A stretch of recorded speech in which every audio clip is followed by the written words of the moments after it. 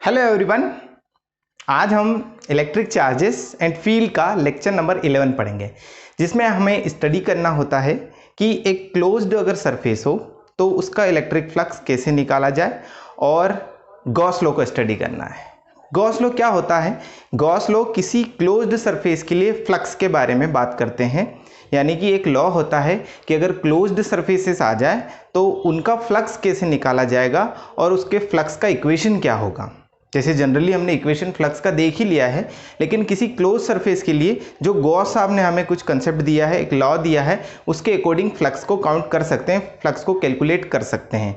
अगर एक close surface की बात कर रहा हूं तो इसका क्या मतलब हुआ? इसका मतलब ये हुआ कि एक चार्ज को किसी स्फेरिकल बॉडी जैसे फुटबॉल के अंदर रख दिया जाए सेंटर में, तो उससे इलेक्ट्रिक लाइंस निकलेगी।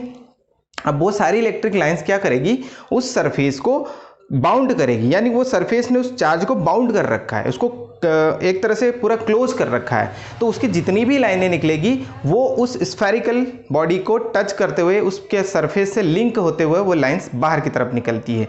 तो देखिए, गॉस के अकॉर्डिंग उसका जो फ्लक्स का इक्वेशन होगा वो किस तरह से होगा और गॉस का क्या स्टेटमेंट होगा, गॉस लॉ कौन सी सरफेस के लिए एप्लीकेबल होगा और कौन सी के लिए नहीं होगा, वो चीज़ें भी हम देखेंगे। क्या शर्तें होगी इसकी, किस बेसिस पर हम इलेक्ट्रिक फ्लक्स निकाल पाएंगे, वो सारी चीज़ें आज हम क्लियर करेंगे। तो मेरे चैनल के साथ बने रहिए और इस वीडियो को लास्ट तक देखिएगा। तो चलिए, हम गॉस लॉ का स्टेटमेंट लिखने से पहले उसकी कुछ बेसिक चीज़ों के बारे में स्टडी करेंगे। जब हम समझ जाएंगे तब हम उसका एक स्टेटमेंट आसानी से बना सकते हैं। Suppose we have a charge plus positive Q, एक चार्ज है। इस पॉजिटिव क्यू की क्या प्रॉपर्टी है कि इससे इलेक्ट्रिक फील्ड लाइंस चारों तरफ निकलती रहती है। तो ये कुछ लाइंस निकल रही है इस तरह से, देखिए ये है ना। अब गॉस साहब ने इस पर एक लॉ दिया कि ये जो लाइंस निकल रही है और अगर इसको क्लोज कर दिया जाए, जैसे एक लाइट को एलईडी जलाइए और उसको आसपास से बंद कर दीजिए, यानी कि एक ऐसी सरफेस में रख दीजिए कि उसका लाइट बाहर ना निकल पाए, तो हम क्या कहेंगे कि वो जो लाइट है पूरा क्लोज्ड हो चुका है, वो एक क्लोज सरफेस से ढक चुका है। तो मान लीजिए कि ये ऐसा कुछ सरफेस है और जरूरी नहीं है कि सरफेस एकदम गोल ही हो, स्फेरिकल ही हो, किसी भी कंडीशन में आप उसको पूरा बाउंड कर सकते हो। तो हमने ये सरफेस कुछ ऐसी कंसीडर कर ली, लेकिन है तो बाउंडेड, यानी कि कैसी सरफेस है? Closed surface. तो भाई साहब सीधी सी बात हो गई कि जो गॉस साहब हैं वो क्लोज सरफेस के बारे में बात करते हैं, उसके बारे में फ्लक्स की भी बात करते हैं। तो अगर हम यहाँ पर कहीं पर भी एक इलेक्ट्रिक लाइन को पकड़ लें और ये ऐसी जा रही है, ये इलेक्ट्रिक लाइन है, ठीक है। अब ये जो सरफेस है वो S है पूरी, यानी कि कंप्लीट सरफेस है वो कितनी है? S है। तो ऐसी कंडीशन में हम जो फ्लक्स निकालते, कैसे निकालते हैं? हमें पता है कि यहाँ पर एक सरफेस एरिया कंसीडर करिए और इस लोकेशन पर एक नॉर्मल ड्रॉ कर दीजिए, है ना। तो ये अगर एरिया इस S में से है तो स्मॉल एरिया ds कहलाएगा और ds का एरिया वेक्टर कितना हो जाएगा? ds, ऊपर वेक्टर लगा दीजिए। इन दोनों के बीच में कितना एंगल आया? थीटा एंगल आया। तो अब हम यहाँ पर कह सकते हैं कि ये थीटा आने से यहाँ का जो फ्लक्स आएगा बहुत छोटा आएगा, क्योंकि मैं बहुत छोटे से एरिया ds के बारे में बात कर रहा हूँ, जो कि एक बहुत ही छोटा सा एरिया एलिमेंट है। तो इसके कारण जो फ्लक्स बनेगा वो भी कैसा बनेगा? छोटा सा, यानी कि स्मॉल फ्लक्स रहेगा, ठीक है ना। अब हमें तो पूरे बॉडी के कारण फ्लक्स कैलकुलेट करना है, तो इसका फ्लक्स कैसे निकाला जाएगा? तो अगर हम यहां पर बात करें एज स्मॉल फ्लक्स की बात करें तो d phi is equal to क्या होता है? Close integral. देखो अब यहां कहानी बदल गई, पहले मैं पूरा इक्वेशन लिख देता हूं, E इंटू डी एस, और ऐसा कुछ होता है बच्चों, लेकिन अगर ये वेक्टर फॉर्म हटा दिया जाए तो ये ऐसा लिखा जाएगा E इंटू डी एस और कॉस थीटा। थीटा क्या है? एंगल है, angle between E and D S. आप यहां पर देख सकते हो E और डी एस के बीच का एंगल कहलाता है। लेकिन क्या बच्चों ये कंप्लीट फ्लक्स आया क्या आपके पास? नहीं, बहुत ही छोटा सा फ्लक्स आया। तो सोचो अगर मैं इसका टोटल फ्लक्स काउंट करूं तो वो इक्वेशन क्या होगा, है ना, उसके बारे में हम बात करेंगे। तो गॉस का कहना यह है कि इसका जो टोटल फ्लक्स है ना, वो टोटल फ्लक्स जो होता है, ध्यान देना मैं इक्वेशन लिख रहा हूं गॉस साहब की, वो टोटल फ्लक्स, इसको मैं मिटा देता हूं, है ना। अकॉर्डिंग टू गॉस, ध्यान दीजिएगा, according to Gauss the total flux कैसे निकाला जाएगा टोटल फ्लक्स भाई साहब? इतना सा ds और ds ले लीजिए, ds सबको ऐड कर दीजिएगा, टोटल फ्लक्स आ जाएगा। और वो जो टोटल फ्लक्स आता है वो 1/ε0 टाइम्स होता है उसके अंदर प्रेजेंट चार्ज का। This is the statement and equation of Gauss law. Simple सी चीज है। फ्लक्स कहां से आता है? ऐसे आता है। तो ये फ्लक्स क्या होगा? ये फ्लक्स उसके अंदर प्रेजेंट चार्ज का 1/ε0 टाइम्स होता है। This is the statement of Gauss law and this is the equation of Gauss law. यहां पर हमने इक्वेशन को भी समझ लिया कि भाई इसका जो भी टोटल फ्लक्स आएगा वो क्या आएगा, मैं आपको यहां बता सकता हूं। वो उसके अंदर प्रेजेंट चार्ज का 1/ε0 टाइम्स होता है। अब ये क्या आगे आएगा देख लीजिएगा। तो ये तो स्मॉल फ्लक्स हो गया, हमको तो टोटल फ्लक्स चाहिए, तो हम क्या करते हैं? इंटीग्रेट कर देते। लेकिन यहां सरफेस कैसी है? क्लोज। तो इंटीग्रेशन के साइन में हम क्लोज वाला सिंबल लगाएंगे, यानी ऐसा।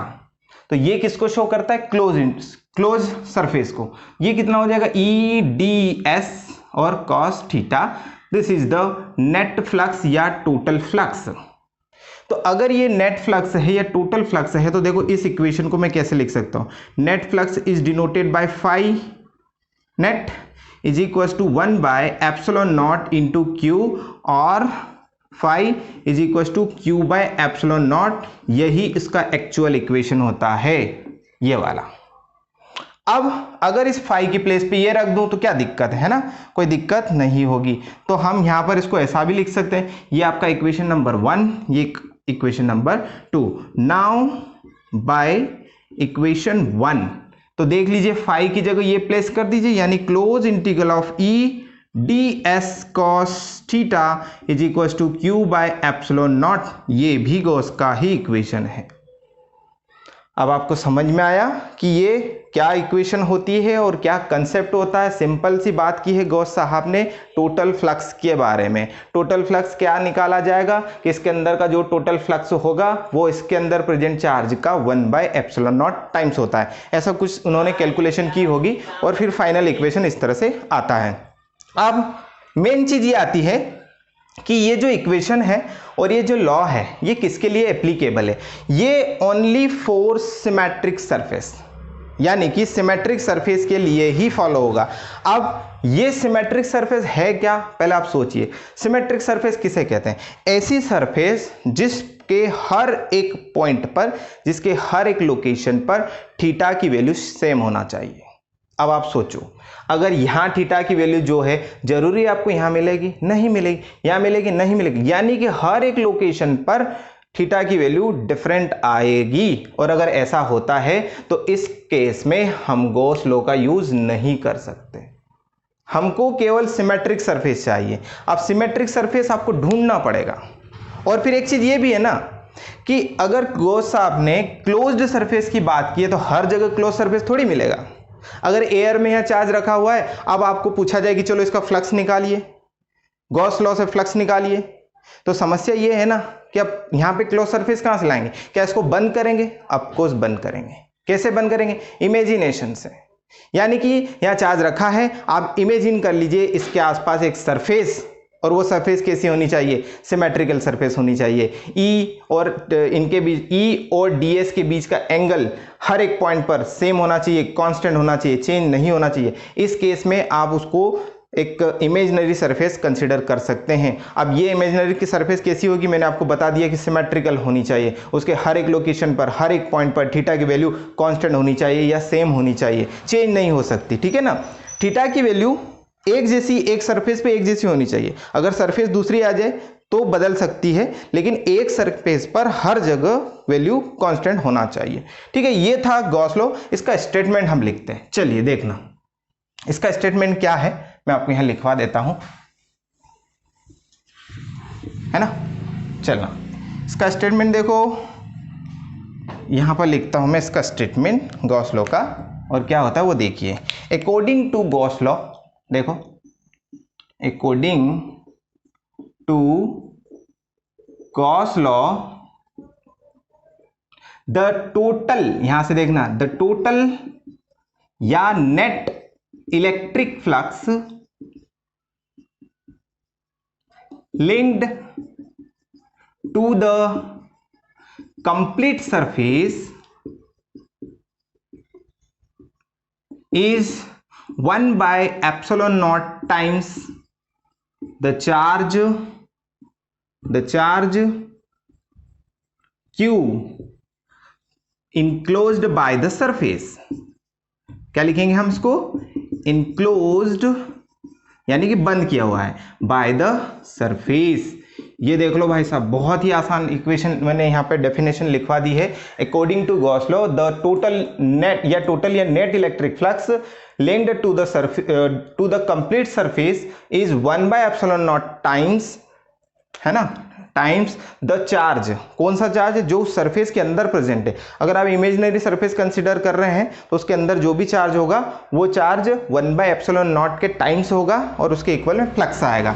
जैसे कि अभी हमने बात की तो फाई जो होता है वो होता है 1 बाय एप्सिलॉन नॉट टाइम्स किसके? चार्ज के।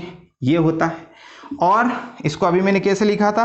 Close integral of E D S cos theta. अगर आप चाहें तो ऐसा भी लिख सकते हो, ई और वेक्टर के फॉर्म में भी हो सकता है, नो प्रॉब्लम। एक ये भी होता है, या इसको आप ऐसे सिंप्लीफाई कर सकते हैं, close integral of E D S cos theta is equal to Q by epsilon naught. ये होता है भाई साहब गॉस लॉ। तो मैंने आपको दोनों चीज़ें आज बता दी है, एक तो उसका स्टेटमेंट क्या है, दूसरा उसका इक्वेशन क्या है। ये दोनों चीज़ें हमने देख ली है। अब इसकी क्या क्या शर्तें हैं वो हम थोड़ा सा देख लेते हैं।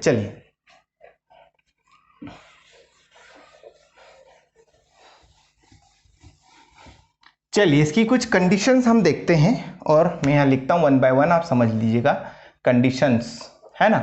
तो इसकी जो पहली सबसे कंडीशन है वो ये है कि ये क्लोज्ड सरफेस के लिए एप्लीकेबल है। यानी कि मैं यहाँ ऐसा लिख सकता हूँ, true for closed surface only. यानी कि अगर क्लोज सरफेस होगी तो ये कंसिडर किया जा सकता है, अगर क्लोज सरफेस नहीं है तो हम गॉस लॉ को एप्लीकेबल नहीं कर सकते। दूसरी जो कंडीशन है वो दूसरी कंडीशन देखिएगा क्या है ना। ऑल द चार्जेस, ध्यान दीजिएगा, फिर मैं आपको एक्सप्लेन भी कर दूंगा। All the charges are considered inside the surface. यानी कि जितनी भी कंडीशंस लगाई आपने चार्ज के लिए, यानी कि जितने भी चार्ज हैं वो कहाँ होने चाहिए? सरफेस के अंदर। अगर सरफेस के अंदर नहीं है तो भी हम गॉस लॉ का यूज नहीं कर सकते। तो क्या होगा अगर वो सरफेस के अंदर नहीं है? तो ध्यान देना, अगर मान लीजिए सरफेस ये है, चार्ज आपका यहाँ रखा हुआ है ना, तो इससे लाइनें निकलेगी, भाई फ्लक्स बनाना पड़ेगा यहाँ पे। तो ये लाइन निकली, ये एंटर की और बाहर निकल गई, तो फ्लक्स क्या होता है? टोटल नंबर ऑफ लाइंस जो कि एक एरिया से पास हो रही है। तो यहाँ पर इस एरिया से कितनी पास हुई? 1, और यहाँ से वही 1 निकल भी गई। तो हम क्या कहेंगे कि भाई आने वाली लाइन कितनी थी? 1। अगर आने वाले को प्लस कंसिडर किया जाए तो जाने वाले को माइनस, यानी कि टोटल लाइन्स कितनी है आपके पास? 0। और अगर लाइन से ही नहीं है तो फ्लक्स कितना हो जाएगा? 0। इसलिए ये चार्ज बाहर कंसीडर नहीं किया जा सकता, और अगर वो बाहर है तो आप गॉस लॉ नहीं लगा सकते। और अगर ये अंदर होता तो क्या होता? तो देखो, इस केस में अगर ये यहाँ अंदर होता तो वो जो लाइन अभी निकली थी इधर गई थी, एक लाइन इधर, एक लाइन इधर। अब बताओ इस सरफेस एज से कितनी लाइनें पास हो रही? 2। और भी होगी, लेकिन अभी हमने एग्जाम्पल के तौर पर 2 ही बताई है।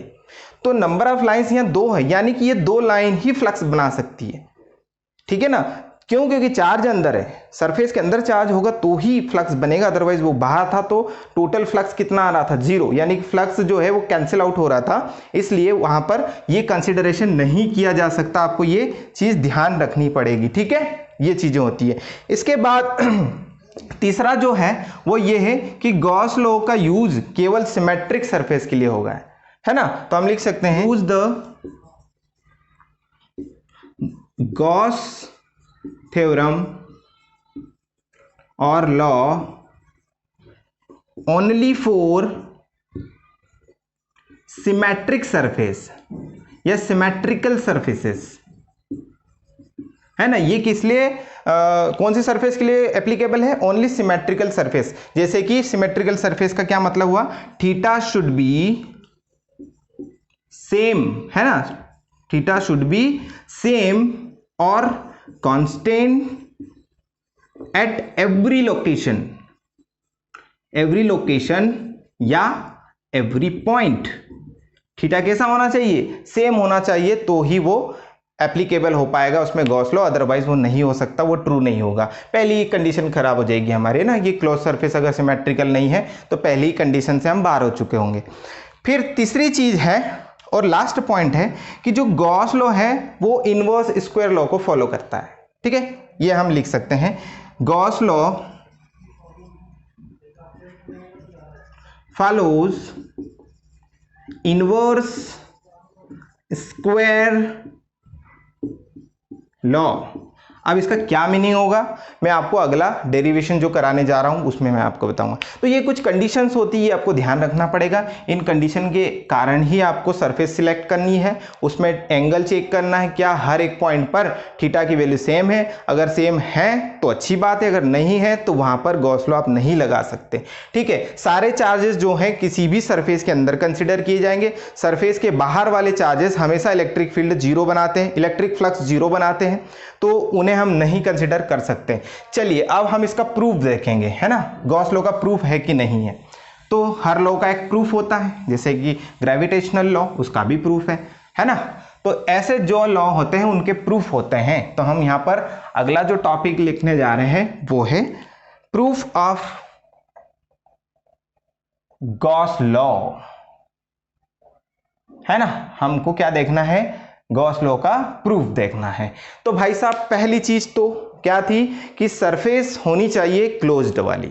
अगर क्लोज सरफेस नहीं तो आप प्रूफ नहीं कर सकते। तो अगर मैं यहां पर उसको प्रूफ करने जा रहा हूं तो मेरे पास एक ही सरफेस होनी चाहिए। तो सपोज अगर हमारे पास एक चार्ज है प्लस क्यू, तो चार्ज ही है ना एयर में, लेकिन इस पे गॉस लॉ आपको एप्लीकेबल कराना है। तो क्या करना पड़ेगा? आपको एक क्लोज सरफेस जो कि सिमेट्रिकल हो।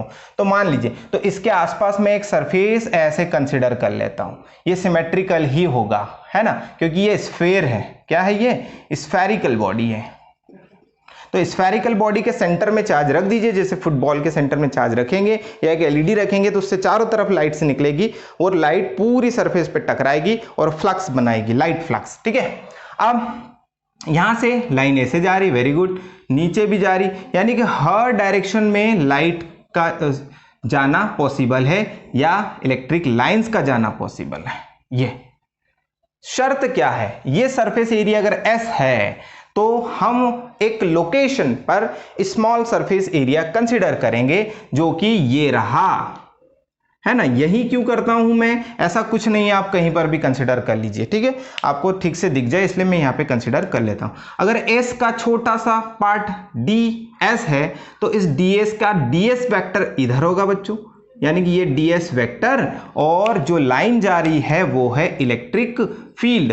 थीटा देखो कितना है बच्चों? 0 डिग्री। अब चेक करो कि आपने जो सरफेस ली है स्फेरिकल, क्या हर लोकेशन पर थीटा 0 है? अगर 0 है तो आपकी सरफेस भी सही है, और अगर सरफेस सही है तो आप इसको सिमेट्रिकल सरफेस बोल सकते हो। और वही गॉस का कहना है कि भाई साहब मुझे तो सिमेट्रिकल सरफेस चाहिए, अदरवाइज मेरा लॉ तुम्हारे लिए काम नहीं करेगा। तो ये हो गया, है ना। तो theta at every location should be same और कांस्टेंट, जो कि हमने कर दिखाया यहां पे। नाउ फ्लक्स, अगर मैं बात करूं फ्लक्स की तो यहां तो स्मॉल फ्लक्स कंसीडर होगा, छोटे से पार्ट के कारण छोटा सा फ्लक्स, है ना।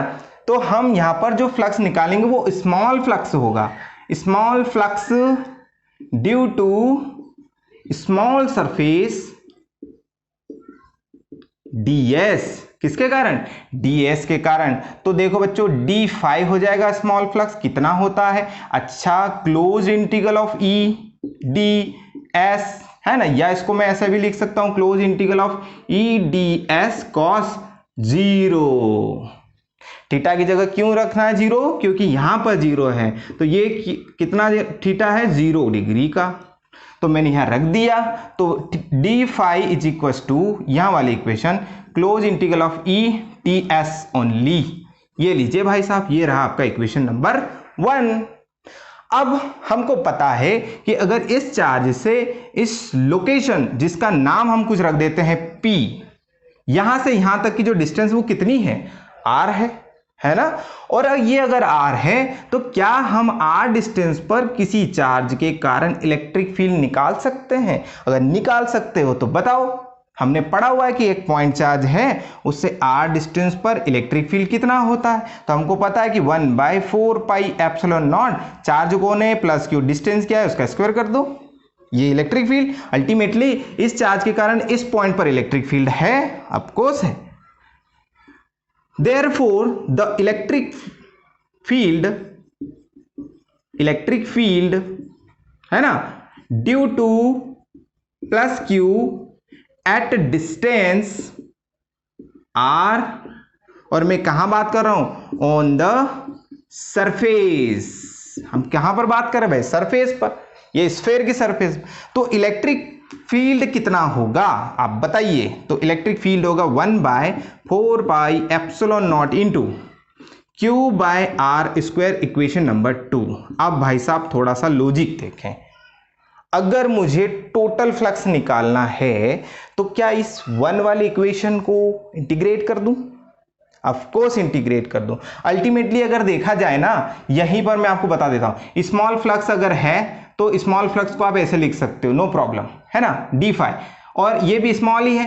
तो अगर मैंने EDS यानी कि cos 0 की वैल्यू कितनी रख दी थी मैंने, 1, EDS इंटू 1, तो अल्टीमेटली बचेगा क्या, EDS, तो EDS, और इंटीग्रेशन लगा दिया, अगर नहीं लगाया तो ऐसा आएगा, और अगर मैंने लगा दिया तो ये डी फाई हो जाता है, यानी कि इक्वेशन 1 आपको ऐसे मिल सकती है, नो प्रॉब्लम। अब क्या हम यहां पर फाई इज इक्वल टू ई की जगह वैल्यू रख सकते हैं, रखिए। तो इक्वेशन 1 में हम इक्वेशन 2 से वैल्यू रखेंगे, तो ये हो जाएगा क्लोज इंटीग्रल ई कितना है, 1/4 पाई एप्सिलॉन नॉट इंटू कितना हो जाएगा, Q by R square into यहाँ कितना है, सॉरी ds, ये लिखिए, मैंने वापस वैसा का वैसा यहाँ पर लिख दिया है। अब जो कांस्टेंट है बाहर करिए, ये तो पूरा का पूरा कांस्टेंट होता है, q कांस्टेंट है, r स्क्वायर कांस्टेंट है, अंदर इंटीग्रेशन में कौन बचता है, ओनली ds। अब ds क्या है, तो ds एक स्मॉल पार्ट है इस स्फेयर का, तो सोचो ds ds ds ds जोड़ जोड़ के मैं क्या पूरा सरफेस कवर कर लूंगा, यानी कि बिल्कुल कर लूंगा। और जो पूरा सरफेस होगा वो स्फेयर का कितना होता है आप सबको पता है, 4 पाई आर स्क्वायर। तो यहां पर आप लिख सकते हो कि फाई जो होगा, यहां पर बात कर रहा हूं 1/4 pi epsilon naught Q by R square into इसकी वैल्यू कितनी होगी, तो इसकी वैल्यू होगी 4 पाई आर स्क्वायर, रख दीजिए, है ना। तो 4 पाई से 4 पाई गया, आर से आर स्क्वायर गया, सॉरी आर स्क्वायर से आर स्क्वायर गया, फाइनली यहां बचता क्या ऊपर क्यू बाय नीचे एप्सिलॉन नॉट। क्या यही हमारा फॉर्मूला है बच्चों, है ना, कि phi is equal to Q by epsilon naught, and this is our correct formula. यही गॉस लॉ का प्रूफ है, यहीं से हम गॉस लॉ को प्रूफ कर सकते हैं कि भाई हमने सिंपल एक सरफेस कंसीडर किया, उस सरफेस के अंदर एक चार्ज था जो कि क्लोज्ड है, तो गॉस लॉ की कंडीशन ट्रू हो गई, क्लोज सरफेस के लिए बात करता है। दूसरी चीज, theta should be constant at every location, यानी कि थीटा हर लोकेशन पर चेक करोगे तो 0 ही मिलेगा, चलो वो कंडीशन भी ट्रू हो गई। अब तो हम फ्लक्स निकाल सकते हैं, तो हमने फ्लक्स निकाला क्योंकि गॉस लॉ फ्लक्स की ही बात करता है, तो फ्लक्स हमने स्मॉल फ्लक्स निकाला, स्मॉल फ्लक्स डी फाई, छोटे से एलिमेंट के कारण, छोटा एलिमेंट कितना था ds, उसके कारण फ्लक्स भी छोटा सा, तो EDS वेक्टर रूल हटाया तो मैंने cos थीटा लगाया, थीटा कितना है 0 है, तो cos 0 कितना हो जाएगा 1, यानी कि EDS बचेगा वहां पर। तो हमको तो टोटल चाहिए रहता है, तो हम क्या करते हैं, टोटल को हम स्मॉल पार्ट को इंटीग्रेट करते हैं, तो इंटीग्रेट करने से हमको टोटल मिल जाता है, ये आपको टोटल या नेट फ्लक्स मिल चुका है ना। तो E की वैल्यू हमको पता है इस पॉइंट पर कितनी होती है, इतनी होती है, तो E की वैल्यू उठा के यहाँ रख दीजिए। जैसे आप यहाँ रखेंगे जो भी वैल्यू आएगी उसको जो कांस्टेंट टर्म्स है उसको बाहर कर लीजिए, अंदर इंटीग्रेशन में ds बचेगा, ds क्या है, स्मॉल एरिया एलिमेंट, लेकिन अगर सबको ds ds करके जोड़ दिया जाए तो कंप्लीट एरिया बन जाएगा, कितना बनेगा 4 pi r square, cancel out करके फाइनली ये बनता है हैंस प्रूव्ड, यानी कि ये प्रूव हो चुका है। अब हम इसके कुछ एप्लीकेशंस के बारे में भी बात करेंगे। एप्लीकेशन पर जाने से पहले हम थोड़ा सा इसके स्टेप्स को समझेंगे कि अगर आपसे पूछा जाए कि गॉस लॉ का यूज करके इलेक्ट्रिक फील्ड फाइंड करिए किसी एक पर्टिकुलर लोकेशन पर, किसी एक पर्टिकुलर चार्ज से कुछ डिस्टेंस पर, पहले मेरी बात सुनिए, मैं इलेक्ट्रिक फील्ड की बात कर रहा हूं, है ना, क्योंकि आप सोच रहे होंगे सर अभी तक इलेक्ट्रिक फ्लक्स चला आ रहा था, अब इलेक्ट्रिक फील्ड कहां से आ गया? तो बिल्कुल आ गया। ये जो इक्वेशन दिया है, इस इक्वेशन से देखो आप, d phi is equal to कितना होता है, E इंटू डी एस, और फाई जो कि Q बाई एप्सिलॉन नॉट होता है। तो क्या यहां से E नहीं आ सकता? बिल्कुल आ सकता है। यानी कि हम गॉस लॉ का यूज करके इलेक्ट्रिक फील्ड भी निकाल सकते हैं। बहुत सिंपल तरीका है। तो हम पहले तो उन छोटी छोटी चीजों पर बातें करते हैं, उसके बाद देखेंगे एप्लीकेशंस को कि वो जो स्टेप्स हैं वो क्या हैं। स्टेप्स अगर सीख गए तो आप एक सिस्टमैटिकली आगे बढ़ सकते हैं, इनके एप्लीकेशंस को हम पढ़ सकते हैं। ठीक है, चलिए भाई साहब, अब हम बात करते हैं एप्लीकेशन ऑफ गॉस लॉ या गॉस थ्योरम। इसके एप्लीकेशंस क्या क्या होते हैं उनके बारे में हम बात करेंगे, लेकिन एप्लीकेशन पर जाने से पहले कुछ पॉइंट्स आपको ध्यान रखना है। देखो क्या क्या पॉइंट है। पहला पॉइंट यह है कि अगर किसी चार्ज के आसपास क्लोज सरफेस नहीं है, और अगर नहीं है तो आप गॉस लॉ नहीं लगा सकते, लेकिन हमको लगाना है, तब क्या करेंगे? इस स्थिति में, इस कंडीशन में हम एक सरफेस को कंसीडर कर लेंगे। वैसे ही कंसीडर करेंगे जैसे वो वहां पर होगी नहीं, लेकिन इमेजिन करना है, तो इसलिए वो इमेजिनरी सरफेस कहलाएगी। और हम किसके लिए ऐसा कर रहे हैं? सब कुछ हम कर रहे हैं गॉस के लिए, इसलिए वो गॉसियन सरफेस कहलाएगी। तो बेसिकली गॉसियन सरफेस क्या है? एक इमेजिनरी सरफेस है ना। तो हम यहां पर लिख सकते हैं Gaussian surface is an imaginary surface on which, जिसमें E यानी कि electric field at every point और लोकेशन शुड बी सेम। देखो भाई साहब, ये बहुत ही इंपॉर्टेंट पॉइंट है। आप गॉसियन सरफेस जल्दी जल्दी में कंसीडर कर तो लोगे, लेकिन उसकी शर्त क्या है कि इलेक्ट्रिक फील्ड उस सरफेस पे सेम होनी चाहिए। सेम नहीं हुई तो फिर आप वो गॉस लॉ एप्लीकेबल कर ही नहीं पाएंगे। ठीक है ना। नेक्स्ट पॉइंट क्या है? नेक्स्ट पॉइंट है कि जब आप ऐसी गॉसियन सरफेस कंसीडर करो तो उस पर आपको थीटा को भी चेक करना पड़ेगा। यानी कि एरिया वेक्टर और इलेक्ट्रिक फील्ड के बीच का जो एंगल होता है थीटा, वो हर एक पॉइंट पर सेम होना चाहिए। वैसे ही आपको गॉसियन सरफेस कंसीडर करनी है, अदरवाइज आप गॉस लॉ नहीं लगा सकते। तो हम यहां लिखेंगे theta between E and DS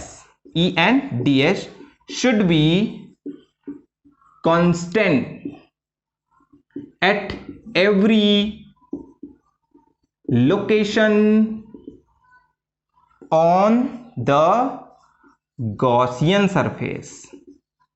ध्यान दीजिएगा इस बात पर।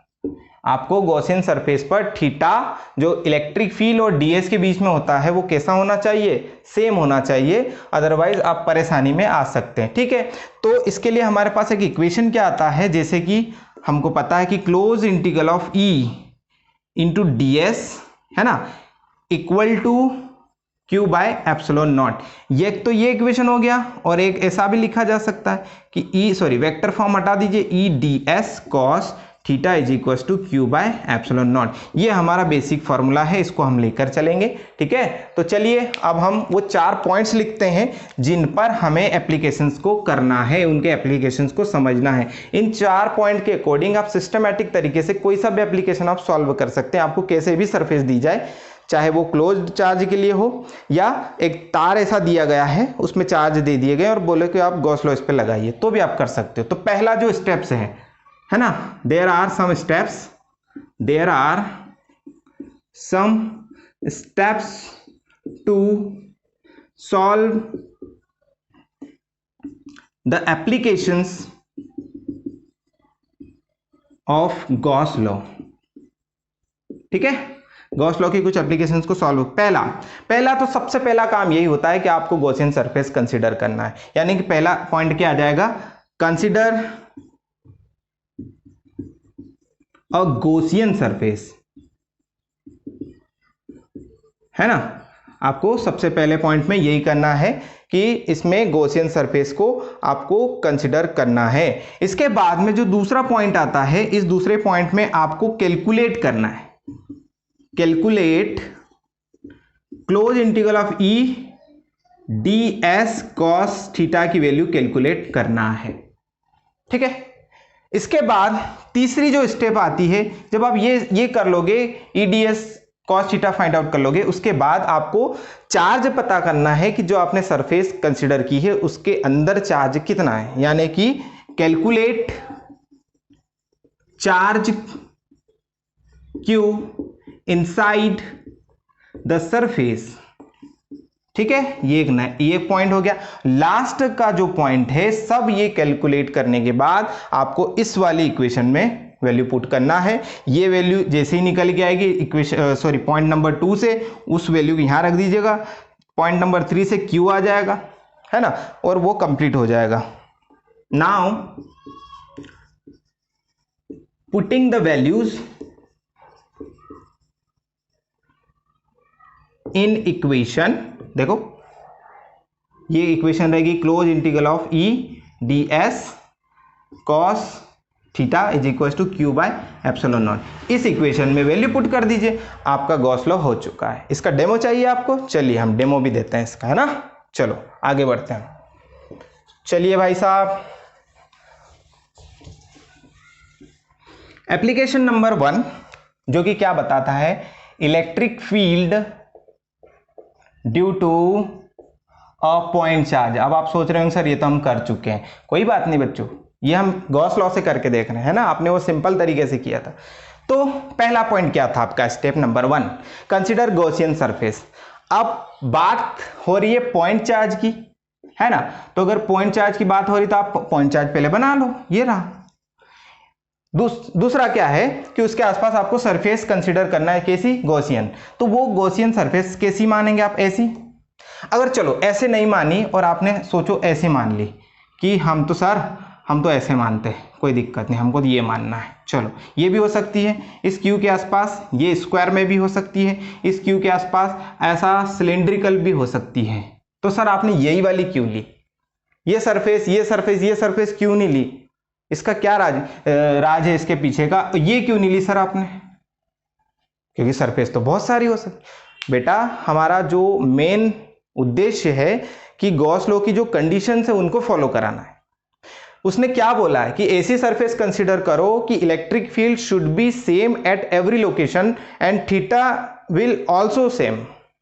वहां पर थीटा भी कैसा होगा, सेम होगा। किनके बीच का, इलेक्ट्रिक फील्ड और एरिया वेक्टर के बीच का थीटा भी सेम होना चाहिए, ये उसकी कंडीशन है। अब यहां देखो, तो यहां से यहां तक की डिस्टेंस कितनी, r है, यहां से यहां तक की भी r है, यहां से यहां तक की भी r है, यहां से यहां तक की भी r है, यानी कि इस चार्ज से हर लोकेशन पर r सेम है। इसलिए यहां जो इलेक्ट्रिक फील्ड होगा वही यहां होगा, वही यहां होगा, वही यहां होगा, तो थीटा सेम हो तो गया। इस केस में देखो, यहां से यहां तक की डिस्टेंस अलग है, यहां से यहां तक की डिस्टेंस अलग है, यहां से यहां तक अलग, ये अलग, हर पॉइंट पर इलेक्ट्रिक फील्ड अलग आ रहा है। इस केस में भी ये कॉर्नर्स पर डिस्टेंस ज्यादा है, जबकि बीच में इधर कम है, इसलिए इधर कम हो जाएगी, यहां ज्यादा हो जाएगी, फिर ये गलत हो रहा है, ये भी गलत हो रहा है। इस केस में देखो, यहां से यहां तक की डिस्टेंस कम है, इधर तो वही की वही है, लेकिन ऊपर बढ़ गई, नीचे भी बढ़ गई, इसलिए ये भी नहीं ले सकता और ये भी नहीं ले सकता। इसलिए ये हमारा सरफेस होगा गॉसियन सरफेस, जो कि मैंने इमेजिन किया हुआ है। चलो इलेक्ट्रिक फील्ड निकालो फटाफट, कैसे निकालेंगे। यहां पर इस पॉइंट पर पहले तो देखो कि इसकी जो लाइन आ रही है वो ऐसे गई होगी, है ना। अब ये सरफेस कितनी है, एस। स्मॉल सरफेस कंसीडर करिए, यहां कर लीजिए, चलो कोई दिक्कत नहीं। यहां जैसे स्मॉल सरफेस कंसीडर करूंगा उसका नाम रहेगा डी एस। अब यहां पर एक परपेंडिकुलर ड्रॉ कर दीजिए इस सरफेस का, तो ये डी एस वेक्टर हो जाएगा। थीटा कितना है देखो, 0 डिग्री। हर जगह चेक कर लो, थीटा 0 ही मिलेगा आपको, और हमारी कंडीशन ट्रू हो गई इस केस में। नाउ दूसरा पॉइंट क्या था, दूसरा पॉइंट ये था कैलकुलेट। नाउ कैलकुलेट क्या था, ये कैलकुलेट करना था बच्चों, ये कैलकुलेट करना है आपको। यानी कि अगर वेक्टर के फॉर्म में लिखूं तो अल्टीमेटली मुझे ये कैलकुलेट करना है। करो, कितना होगा, तो कैसे किया जाएगा, देखो close integral of E D S cos theta लिखा जाएगा, है ना। और थीटा कितना है हमारे पास, देखो थीटा यहां पर 0 है, तो आप लिख दीजिए close integral of E D S cos 0 कितना 1, तो ये सब हटा दीजिए, है ना। तो ये हमारे पास ये आ चुका है भाई साहब। अब एक काम करिए, इस ई को बाहर करिए, क्लोज इंटीग्रल ऑफ ds करिए, नो प्रॉब्लम। इसका क्या मतलब हुआ बताओ मुझे कि ds का इंटीग्रेशन यानी कि इस ds सबको जोड़ लो तो क्या टोटल सरफेस s आ जाएगी जोड़ने में, है ना। तो वो कितना हो जाएगा, ये सिंपली इतने से को मैं ऐसा लिख सकता हूं, देखो। अब s कितना है, इस सरफेस का s होता है 4 पाई आर स्क्वायर। पूरा सरफेस अगर देखा जाए स्फेयर का तो 4 पाई आर स्क्वायर होता है। तो हमारे पास देख लीजिए ईडीएस काउंट हमने कैलकुलेट कर लिए, कितना 4 पाई आर स्क्वायर। ये लीजिए भाई साहब, ये इक्वेशन नंबर आया 1। बस तीसरा स्टेप क्या कहता है कि इसके अंदर का चार्ज फाइंड आउट करिए। अब चार्ज आपको दूर से ही दिख रहा है कि क्यू है, तो फाइंड आउट करने की क्या जरूरत है ना। Now the charge inside the spherical body, charge inside कितना है, तो अगर हम इसके अंदर चार्ज देखेंगे तो वो मिलेगा हमको Q इनसाइड, ठीक, इज इक्वल टू Q, यानी कि उसके अंदर चार्ज कितना है, Q ही है, इक्वेशन नंबर 2। और लास्ट स्टेप में उन्होंने बोला था पुटिंग द वैल्यूज, और वो इक्वेशन थी ये वाली, इसमें वैल्यू पुट कर दीजिए, आपका आंसर आ गया। अब ये बताओ कितना आया बच्चों, इक्वेशन नंबर 1 से है 4 pi r square equal to Q कितना है, Q ही है, और इधर आ जाएगा एप्सिलॉन नॉट, है ना। हमने कुछ वैल्यू यहाँ गलत लिख दी है, देखो 4 पाई आर स्क्वायर तो है ही, इसकी वैल्यू इतने से की, ई भी तो है साथ में, ये लीजिए, है ना, थोड़ी सी मिस्टेक हो गई थी, तो यहाँ पर ई भी आएगा, कहाँ पर, यहाँ, ये लीजिए, ठीक है। तो यहाँ से ई निकाल लीजिए आप, तो ये कितना हो जाएगा 4 पाई आर स्क्वायर डिवाइड में चला जाएगा, 4 पाई ये रहा, और एप्सिलॉन को इधर साइड में रख दो, इंटू क्यू के डिवाइड में आर स्क्वायर चला जाएगा। देखो बच्चों, यही इलेक्ट्रिक फील्ड होता है किसी पॉइंट चार्ज के कारण। आपने देखा होगा कि E is equal to 1/4 pi epsilon naught into Q by R square, यही इलेक्ट्रिक फील्ड का इक्वेशन होता है किसी पॉइंट चार्ज के कारण।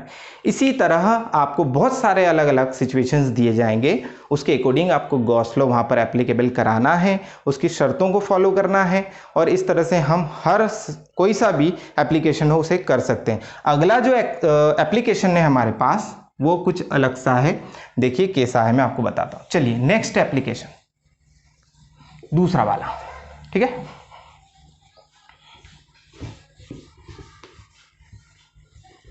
दूसरा एप्लीकेशन क्या है, वो ऐसा है, सरफेस हमने चेंज कर दी। अब हम बात करेंगे electric field due to a line charge. देखो अब तो फंस गए यार हम, लाइन चार्ज, एक लाइन है, एक ऐसी लाइन है, इस पर चार्ज दे रखे हैं, ये लीजिए। अब सिंगल चार्ज नहीं है जिससे आप आर डिस्टेंस पे फट से इलेक्ट्रिक फील्ड फाइंड आउट कर लो, है ना। तो अब इस तार के कारण आपको इलेक्ट्रिक फील्ड निकालना है। तो क्या तरीका है इसका इलेक्ट्रिक फील्ड निकालने का, पहला पॉइंट है कंसीडर गॉसियन सरफेस, करो कंसीडर। अब तो नाम है इसके आसपास, जैसे कि ऐसा है, तो अब देखना शेप क्या रहेगा सरफेस का, क्या ऐसा ले लूं वापस, अगर ऐसा ले लूंगा ना बच्चों एक चार्ज नहीं है, अगर ये सारे चार्ज यहाँ पॉइंट बी यहाँ पे सेंटर में कंसीडर होते तब मैं ऐसा लेता। अब ये सब फैले हुए हैं, इसकी डिस्टेंस यहाँ से कम है जबकि इसकी ज़्यादा है, इसकी ज़्यादा, यानी कि इस लोकेशन पर इलेक्ट्रिक फील्ड चेंज हो रहा है हर चार्ज के कारण। तो हम वहाँ पर उस पॉइंट पर हम देख रहे हैं इलेक्ट्रिक फील्ड चेंज होने की वजह से गॉस लॉ यहाँ पर एप्लीकेबल हो ही नहीं सकता। तो ये सरफेस तो गया, यानी कि स्फीयर नहीं ले सकते। तो फिर क्या इसको हम ऐसे बंद कर दें सर, ये भी कैसे लोगे, इसकी डिस्टेंस भी अलग है, इसकी अलग है, यहाँ पर भले इधर इधर सेम है लेकिन ये अलग आ रही ना, theta and electric field should be same at every location, ये कंडीशन होती है, मैं बार बार बोल रहा हूँ आपको, तो ये भी नहीं ले पाऊंगा। फिर लेते हैं हम एक नया surface and that is cylindrical surface. इस केस में हमको सिलिंड्रिकल सरफेस मानना पड़ेगा, और हमको पता है कि सिलेंडर में एक अपर सरफेस होती है और एक लोअर सरफेस होती है ना। ये ऐसे देखिए भाई साहब, ये ऐसा रहेगा। अब बात ये आती है कि कुल मिला के इसमें 3 सरफेस हैं, पहली टॉप, दूसरी बॉटम, तीसरी कर्व, जो मैं ऑलरेडी आपको फ्लक्स वाले केस में बता चुका हूं, इसीलिए मैंने वहां स्पेशल केस दिया था आपको। तो सोचो इस लाइन चार्ज के कारण इलेक्ट्रिक लाइंस कैसे निकलती, मैं आपको बहुत पहले बता चुका हूं कि ये लाइंस ऐसी निकलती है बाहर की तरफ, ये एक कॉम बताया था ना कॉम वाले एग्जांपल में, यानी कि अगर इस चार्ज की बात करूं तो इसकी जो लाइन है वो ऐसे जा रही है, ये कौन है, इलेक्ट्रिक लाइन है।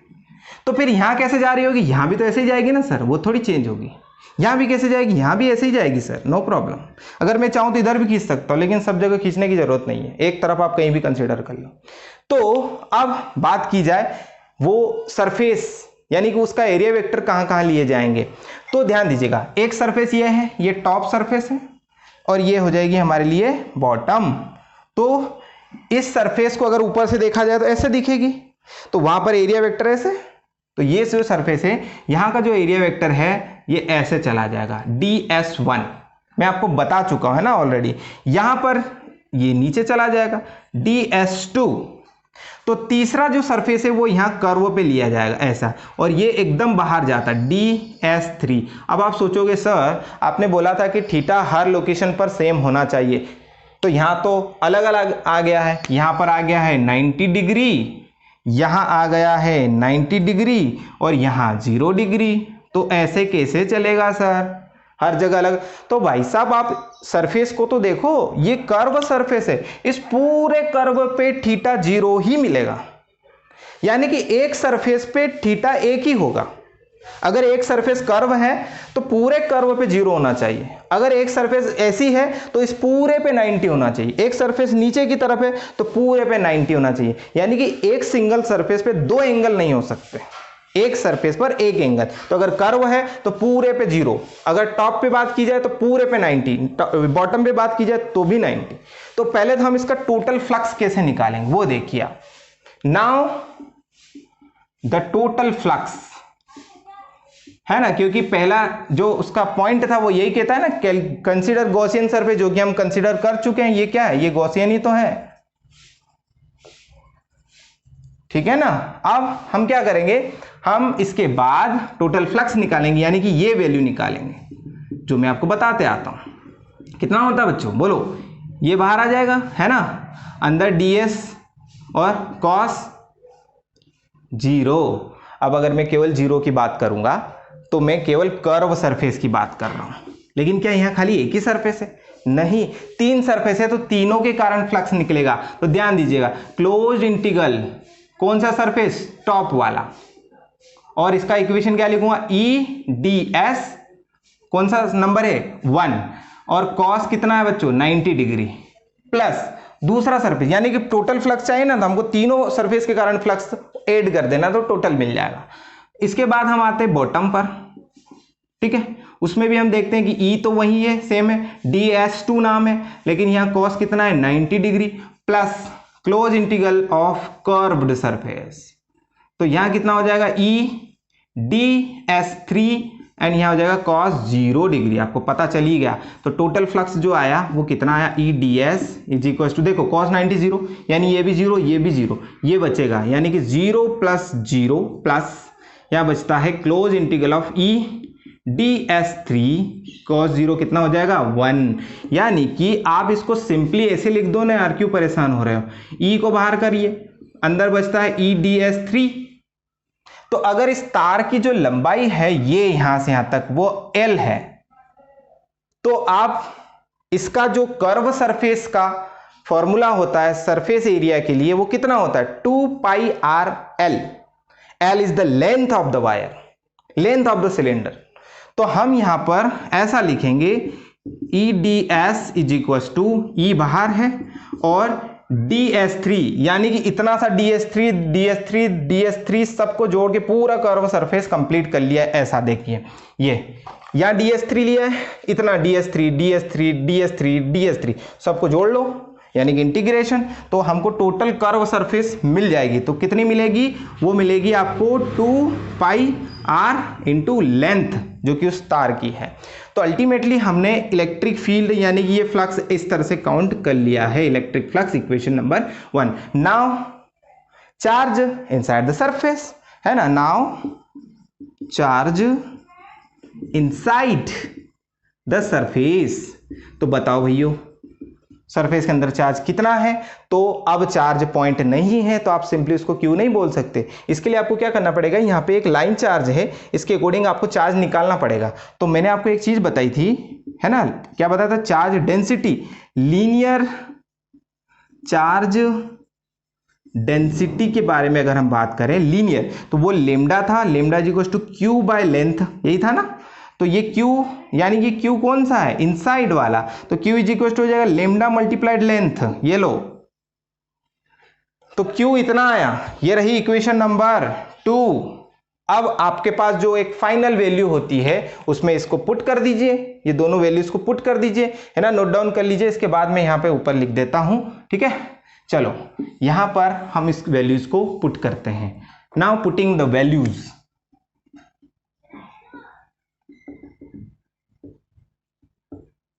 चलो करो भाई। तो कितना हो जाएगा, एक वो वैल्यू क्या होती थी, E dot D S is equal to Q by epsilon naught, Q कौन सा है वैसे, इनसाइड वाला, तो इसकी वैल्यू कितनी है, ये रही, E into 2πRL is equal to Q कितना है अंदर, तो वो है लेमडा मल्टीप्लाइड लेंथ और डिवाइड बाय एप्सिलॉन नॉट। अब आपको क्या है, फाइनल आंसर मिल तो गया, क्या है, electric field is equal to 1/2π को नीचे ले आइए, 2π के साथ एप्सिलॉन रख दीजिए, कोई प्रॉब्लम नहीं, मल्टीप्लाइड, देखो लेंथ से लेंथ कैंसिल हो गया, ऊपर बचता लेमडा और डिवाइड में आ जाता है R. This is the electric field, ये लीजिए, एंड न्यूटन पर कूलम, ये इलेक्ट्रिक फील्ड हुआ इस लाइन चार्ज के कारण इस लोकेशन पर, जिसकी डिस्टेंस कितनी थी, आर, है ना, इस चार्ज से यहां तक की डिस्टेंस कितनी थी, इस लाइन चार्ज से इतनी थी।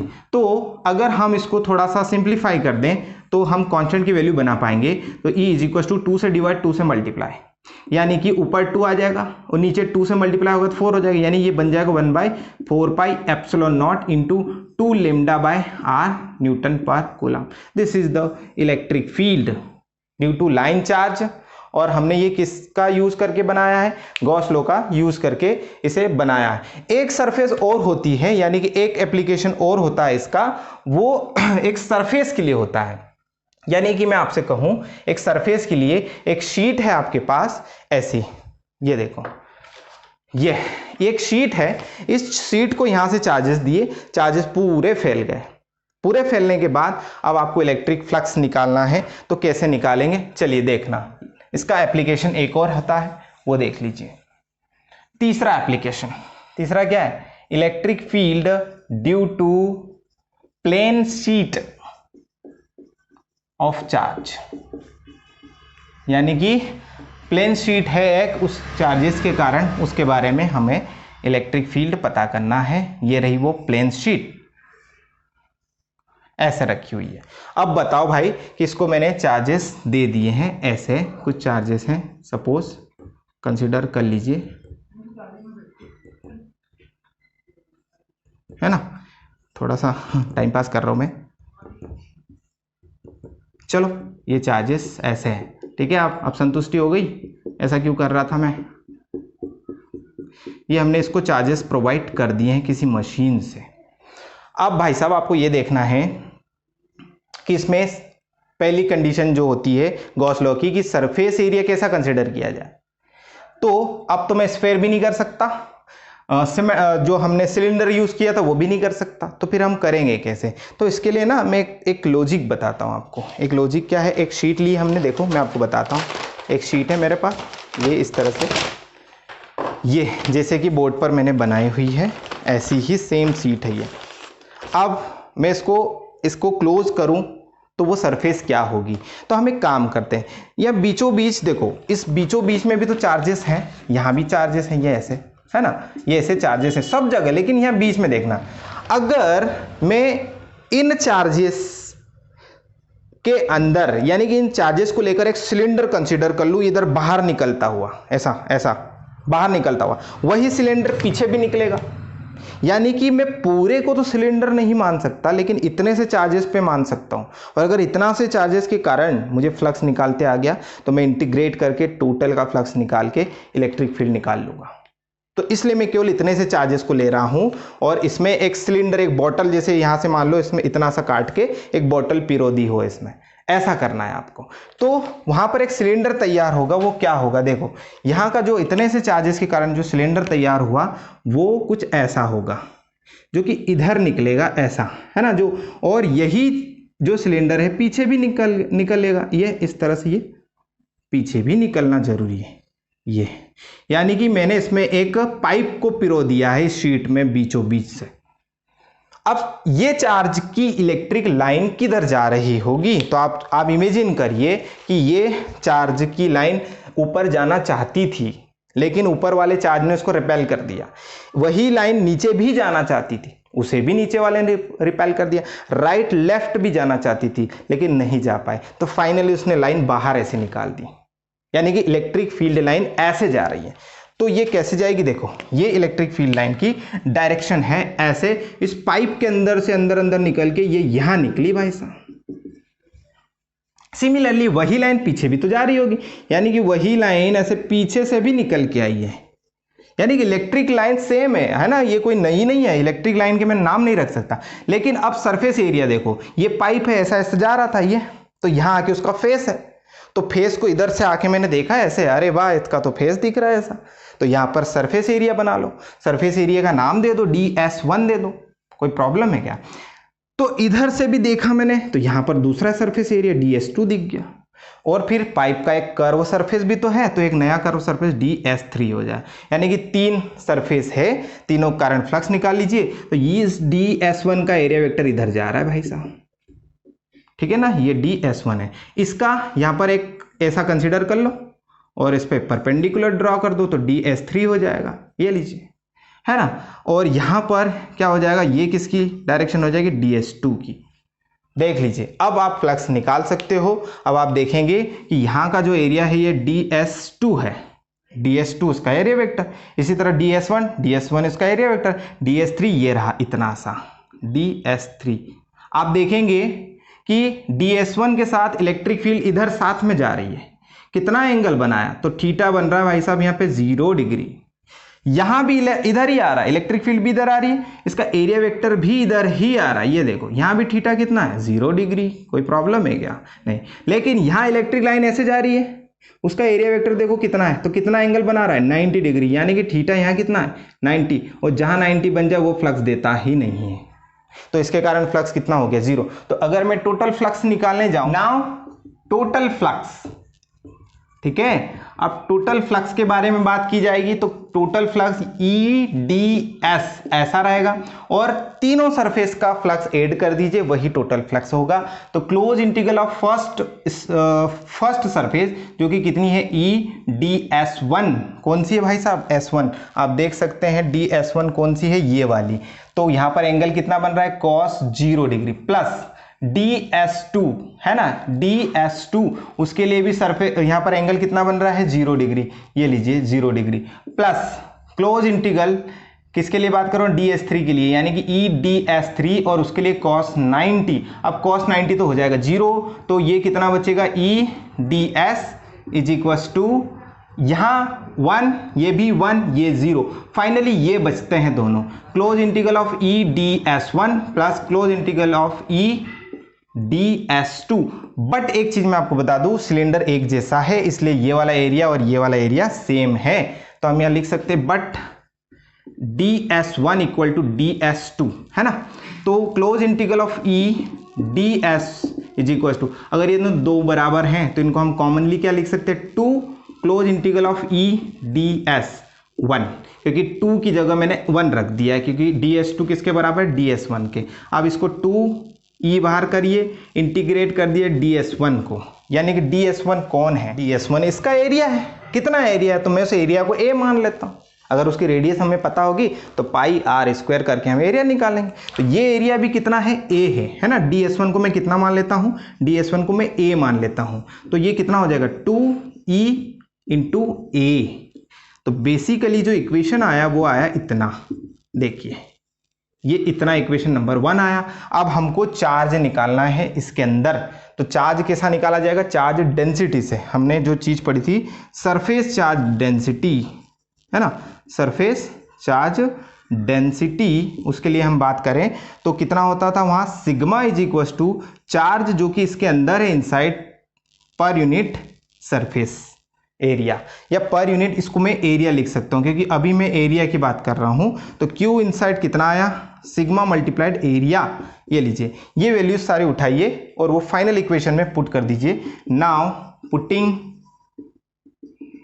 वैल्यूज पुट करिए, तो क्या था इक्वेशन हमारे पास, close integral dot D S is equal to Q inside by epsilon naught. ये था, इसमें वैल्यू पुट कर दीजिए। चलिए हम ऊपर रखते हैं, यहां पर ये नोट कर लीजिए फटाफट, ठीक है। अब यहां देखना आप, तो ये कितना हुआ, close integral of E into d S is equal to, sorry इसकी तो वैल्यू ही रखनी है ना हमको, तो कितनी वैल्यू है इसकी, वैल्यू ये रही, यानी कि 2e into A equal to, फिर आता है क्यू इनसाइड जो कि इतना है, सिग्मा इंटू ए है, और डिवाइड में एप्सिलॉन नॉट। आप देखेंगे ये से ये कैंसिल हो गया, तो 2e becomes sigma by epsilon naught, ये रहा। यानी कि E अगर मुझे चाहिए इलेक्ट्रिक फील्ड तो वो बनेगा 1/2 सिग्मा बाय एप्सिलॉन नॉट, या electric field is equal to sigma by epsilon naught, और साइड में 2 आ जाएगा। ये लीजिए, ये एक सिंगल सरफेस के कारण इलेक्ट्रिक फील्ड आया है। सिंगल क्यों बोला भाई साहब, क्योंकि एक ही तो सरफेस है। देखो एक सरफेस के कारण इतना इलेक्ट्रिक फील्ड, अगर आप देख रहे हो ये इलेक्ट्रिक फील्ड यहां आया है इस लोकेशन पे, इतनी कितनी डिस्टेंस पे, कुछ होगी डिस्टेंस। तो अगर सोचो कि 2 प्लेट ऐसी रख दी जाती, फिर बोला जाता कि अब यहां बीच में सेंटर में निकालो, तो अब 2 सरफेस, और 2 सरफेस के कारण इलेक्ट्रिक फील्ड डबल। तो हम यहां लिखेंगे 4 2 सरफेसेस, कितने के कारण, 2 के कारण, तो इलेक्ट्रिक फील्ड डबल हो जाएगा, यानी 2 का मल्टीप्लाई हो जाएगा ई के साथ ये वाले, तो कितना है sigma bye 2 epsilon not, cancel हो गया, तो ई कितना आया सिग्मा बाय एप्सिलॉन नॉट। ये याद रखिएगा कि पैरेलल प्लेट कैपेसिटर जब एक टॉपिक आएगा, वो 2 प्लेट होती है, 2 प्लेट में इलेक्ट्रिक फील्ड इतना बताया जाता है, क्योंकि 2 प्लेट कंसेप्ट यहीं से आ रहा है ना। तो इस तरह से हम गॉस लॉ की कुछ एप्लीकेशंस को सॉल्व कर पाए हैं।